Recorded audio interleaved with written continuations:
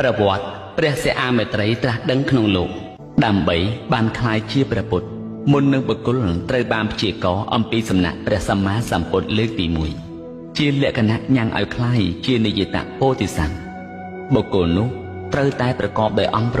8ហៅថាអដ្ឋសមោធាន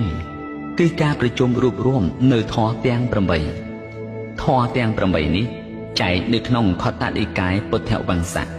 ហៅថាមនោសតាំងលង្កសម្បន្តិហេតុសាធារទេសនੰបបជាគុណសម្បន្តិអធិការោចច្ឆន្ទតា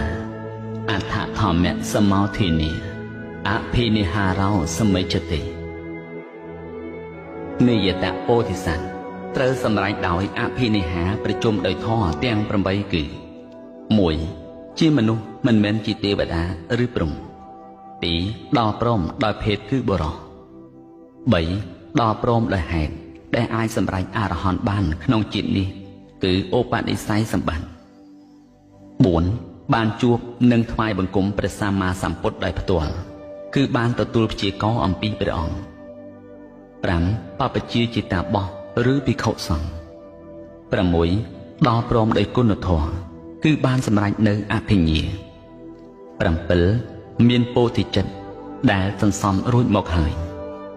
8មានឆន្ទៈយ៉ាងខ្លាំងក្លាដើម្បីបានត្រាស់ជាព្រះពុទ្ធធម៌ទាំង8ប្រការនេះហៅថាអដ្ឋសមោធានដែលមានសេចក្តីអត្ថាធិប្បាយដូចខាងក្រោម1ជាមនុស្សសេចក្តីប្រាថ្នានៅភាពជាមនុស្ស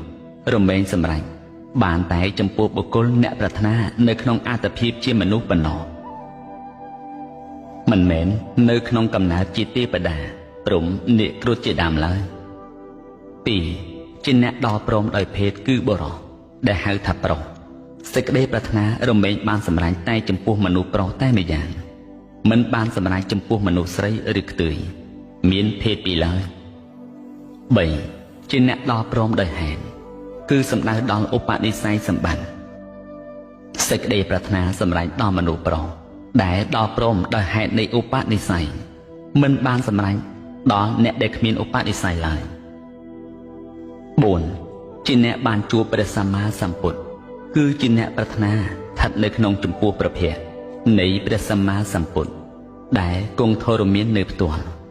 មិនសម្រេចដល់អ្នកប្រាថ្នាចំពោះមុខព្រះចេតិយពោធិព្រឹក្សឬព្រះពុទ្ធបដិមាឬព្រះបច្ចេកពុទ្ធនិងពុទ្ធសាវកឡើយ5បព្វជិគឺជាអ្នកបួសនៅក្នុងសំណាក់ព្រះពុទ្ធជាម្ចាស់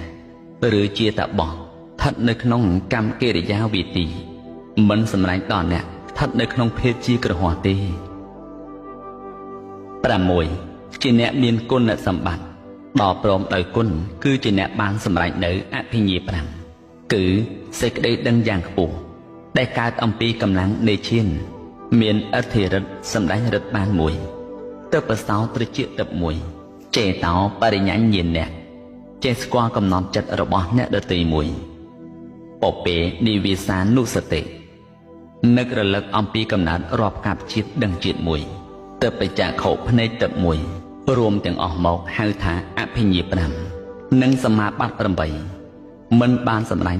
ដល់អ្នកដែលគ្មានគុណសម្បត្តិឡើយ7ជាអ្នកមានអធិការគឺពោធិចិត្តដែលសន្សំមកហើយដល់